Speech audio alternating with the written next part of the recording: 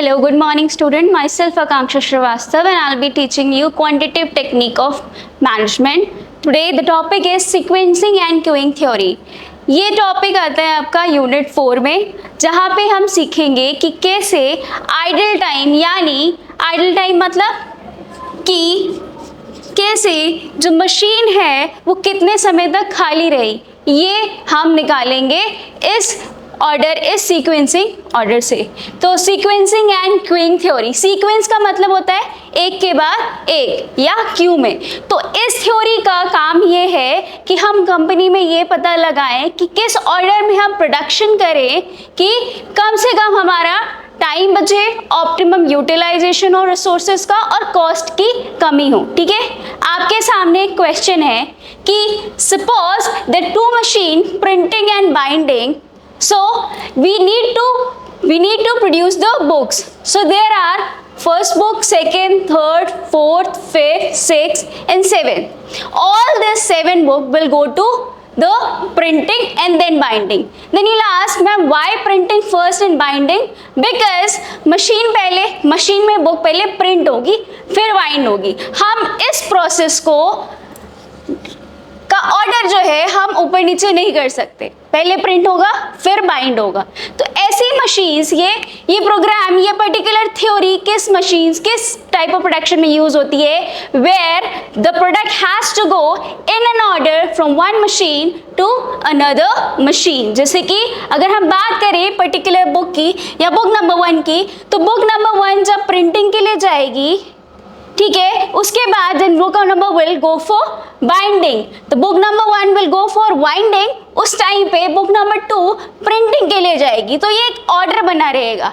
अब इस ऑर्डर में कैसे कम से कम टाइम यूज होगा, इसको हम लिखाएंगे इस कंसेप्ट से, because in business time is money. हम जितना टाइम बचाएंगे उतना हम कॉस्ट भी कम करेंगे। ठीक है, so this is the question.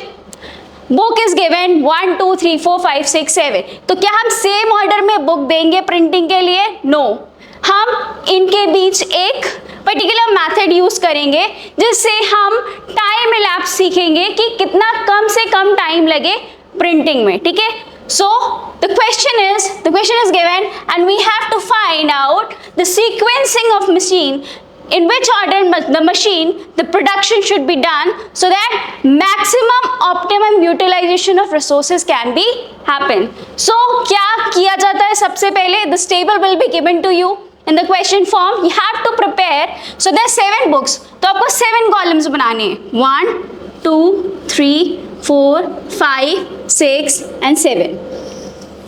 आपको ऐसे 7 column बनाने हैं।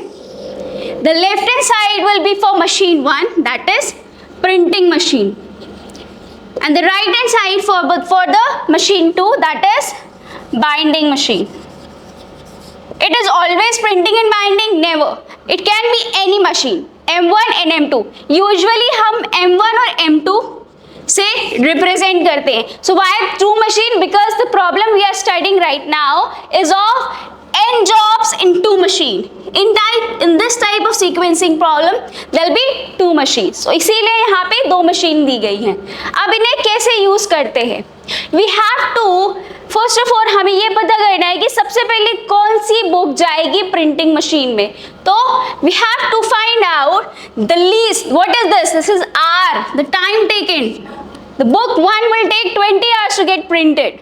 ठीक है, तो ये अब हमारे पास आर्स हैं। तो हम सबसे पहले we have to identify which is the least time taken by any of the machine.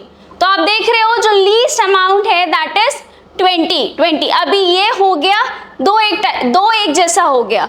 Okay, सो इस क्वेश्चन को सॉल्व करने के लिए सबसे पहले आप ना सबसे कम टाइम जिस मशीन में लगा है उसको आइडेंटिफाई करेंगे, and the least time is 20 hour, irrespective printing या बाइंडिंग। ये आप अभी ध्यान नहीं दोगे, अदर प्रिंटिंग भी हो सकता है एंड बाइंडिंग भी हो सकता है। एंड इन दैट केस कि जहाँ पे 2 सिमिलर डिजिट आ जाए, you have to find the other digit. मतलब 20 घंटे बुक 1 को प्रिंटिंग में लगता है, सेम 20 घंटे बुक 4 को लगता है। सो इन दैट केस क्या होगा, दोनों सेम टाइम ले रहे हैं तो हम दूसरा डिजिट देख लेंगे. So it take 25 and 30 and what the rule says कि जो लोएस्ट होगा उसको उठाएंगे. So the lowest is here the book 1. तो बुक 1 क्या है, सबसे कम टाइम ले रहा है.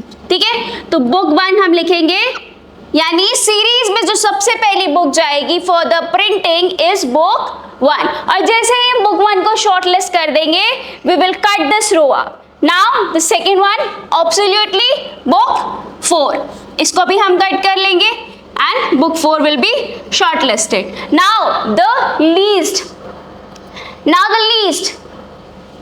1 minute.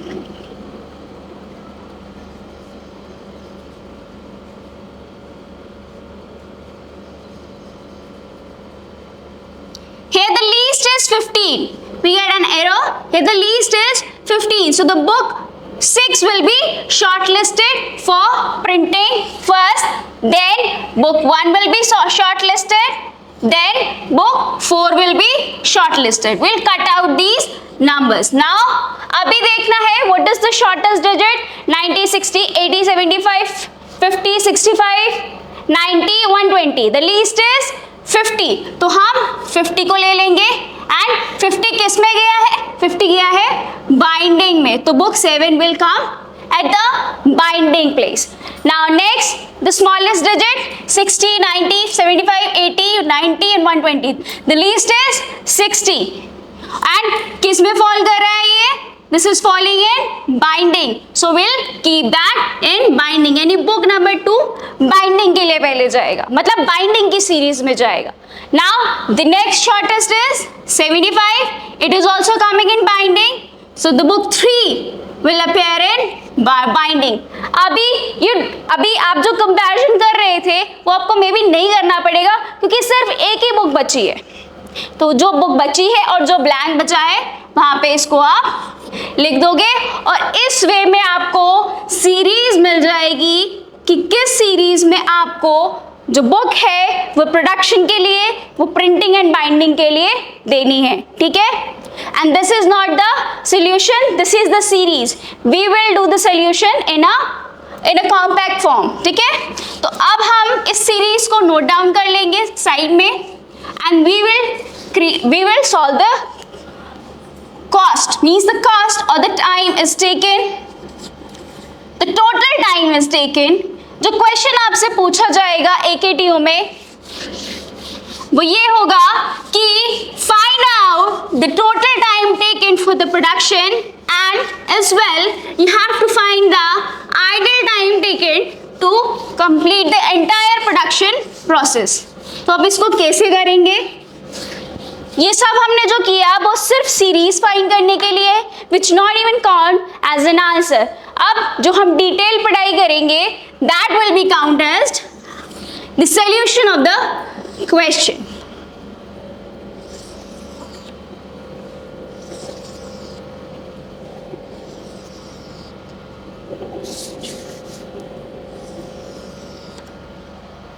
हमारे पास जो सीरीज है, जो सीक्वेंसिंग है बुक की वो ऐसे है कि पहले 6 बुक, फिर first book, 4th, 5th, 3rd, 2nd and 7th.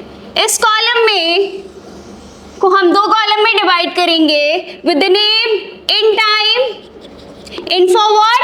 पहली कौन सी मशीन थी, printing. Yes, 6th book printing के लिए, 6th बुक प्रिंटिंग के लिए किस टाइम पे आई and then the next is out time, और कितने टाइम पे वो बाहर गई.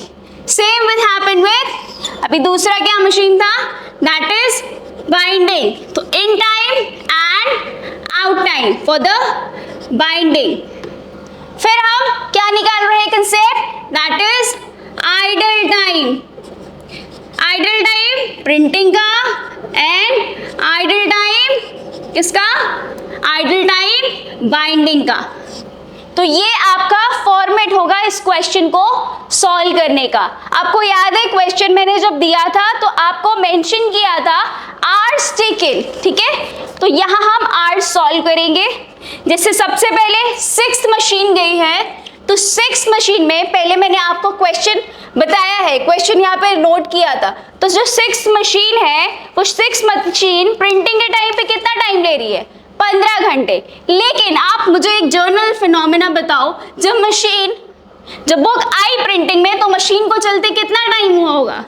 0, क्योंकि मशीन तुरंत स्टार्ट हुई है। 6 मशीन से ही प्रोडक्शन शुरू हुआ है, ठीक है, तो 0। और कितना टाइम ऑपरेट लगा करने को लगा इसको? 15 घंटे, तो that will be 15 hours.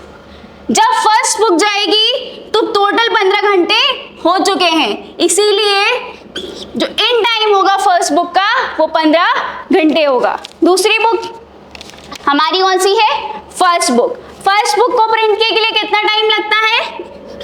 20 minutes. मतलब जब फर्स्ट बुक प्रिंट होके आएगी तो मशीन को चलते हुए 35 आवर्स हो चुके हैं। Now the fourth book, because हमने सीक्वेंस निकाला है, फोर्थ बुक को हुए हैं हमारे 20 घंटे, तो 35 प्लस 20 मतलब अब कितने घंटे हो गए? 55 hours. Next is fifth machine, and fifth machine ने कितने घंटे लिए? फिफ्थ मशीन ने लिए 120 hours, that is 175 hours. Then sequence में है third machine, 175 plus third machine ले रही है 80 आवर्स, दैट इज 255 आवर्स। फिर सीक्वेंस में सेकेंड मशीन 255, तो 255 और सेकेंड मशीन ले रही है हमारे 90 आवर्स। ये क्वेश्चन में मैं लिखवा चुकी हूँ आपको, जस्ट पहले जो मैंने समझाया था वो क्वेश्चन था 345। और लास्ट में हमारी जो सेवेंथ मशीन लेगी प्रिंटिंग में time, that is 65। 345 and 65 is 410 hours. तो टोटल 410 आवर्स लगे हमारी प्रिंटिंग करने में। लेकिन क्या यहाँ प्रोडक्शन खत्म हो गया? नहीं, प्रोडक्शन तब खत्म होगा जब प्रिंटिंग के साथ बाइंडिंग चल दी जाएगी। तो अब हम करेंगे बाइंडिंग। आप मुझे बताओ, जब प्रिंटिंग मशीन फर्स्ट मशीन को प्रिंट कर रही थी तो वो बाइंडिंग मशीन के लिए आइडल टाइम नहीं था? बिल्कुल था। तो यहाँ पे इन टाइम 15 घंटे होगा, क्योंकि प्रोडक्शन ऑलरेडी स्टार्ट हो चुका था, लेकिन प्रिंटिंग मशीन के पास कोई भी आउटपुट, बाइंडिंग मशीन के पास कोई आउटपुट था ही नहीं, इसीलिए 15 घंटे तक बाइंडिंग मशीन प्रोडक्शन में यूजलेस रही, जिसे हम आइडल टाइम यानी ऐसा टाइम जिसका हम यूटिलाइजेशन नहीं कर पाए उसमें कंसिडर करेंगे नीड्स काइंड ऑफ वेस्ट। और आप देखिए ये बेस्ट पॉसिबल सीरीज थी इसको निकालने की, लेकिन थोड़ा बहुत तो वेस्टेज होता है, थोड़ा बहुत स्कैरेसिटी होती है, ठीक है। आप ऐसे नहीं कर सकते कि 100% रिसोर्सेज से 100% प्रोडक्शन हो, 90% तो जो है आपका प्रोडक्शन मिलेगा। 10% क्या होता है, थोड़ा सा लैप्स हो जाता है फॉर सर्टेन रीजंस। तो 15 घंटे के लिए क्या हुआ, हमारी बाइंडिंग मशीन आइडल रखी रही। तो देखो अभी 6 मशीन को बाइंडिंग में कितना टाइम लगा, ये आप अपने क्वेश्चन में देखिए। 6 मशीन को बाइंडिंग में लगे 35 मिनट्स, दैट इज 50 यहाँ लिखेंगे हम। फिर देखेंगे फर्स्ट मशीन को बाइंडिंग में कितना टाइम लगा, 20, दैट इज 70।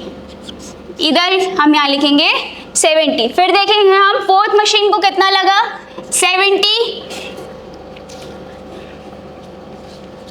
फर्स्ट मशीन को बाइंडिंग के लिए, 6 मशीन को बाइंडिंग के लिए लगा हमारा 35, एब्सोल्युटली करेक्ट। फिर हमारा फर्स्ट मशीन को लगा बाइंडिंग के लिए 25, दैट इज 75। फिर हमारी तो हमने देखा कि हमें प्रिंटिंग मशीन 175 आवर्स में दूसरा प्रोडक्ट दे रहा है, लेकिन binding machine has already done his work on 105 hours.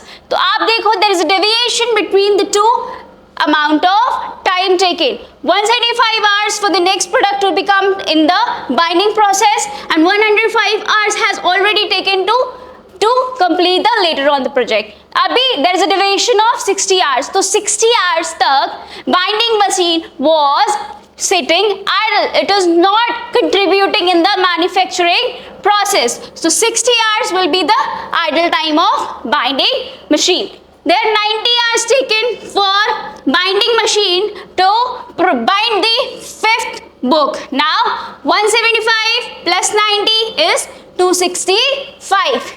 Now 265, अभी आप देखो, thus I have told you that whichever is greater between these two digits will remain in this box. This is the trick. But the logic behind is, जब तक आपका printing machine print करके नहीं देगा, binding machine will not proceed with the next product. So it has to wait for the next product in the binding machine, and that is considered as the idle time taken by the binding machine. Now 265 hours, we'll see how much time it was taken by the machine 3 to bind the product.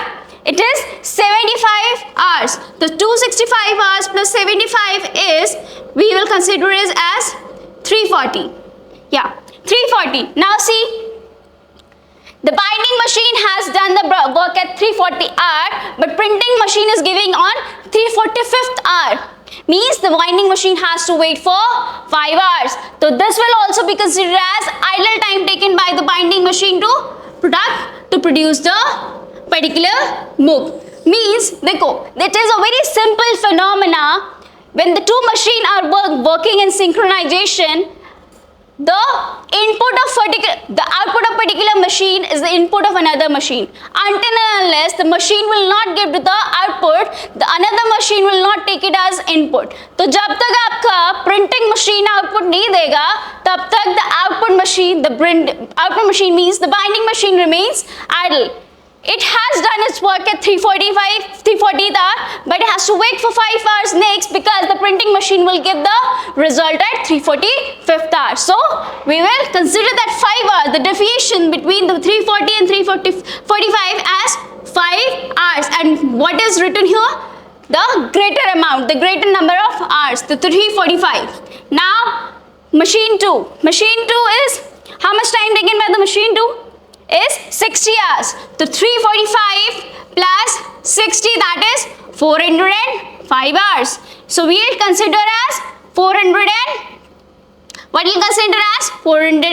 because whichever is greater is considered here and is written over here. How many hours has been taken by the 7th machine to print the machine? That is 410, and 50 hours, that is 460. The question will be asked in your exam, how much total hours will be taken by both the machine to give the final output. The answer will be 460, and you have to prepare this chart by demographically. You have to clear all the vision, all the idle time. You have to jot out everything. Okay. These are the concepts I have told you idle time in machine B. But abhi idhar dekho.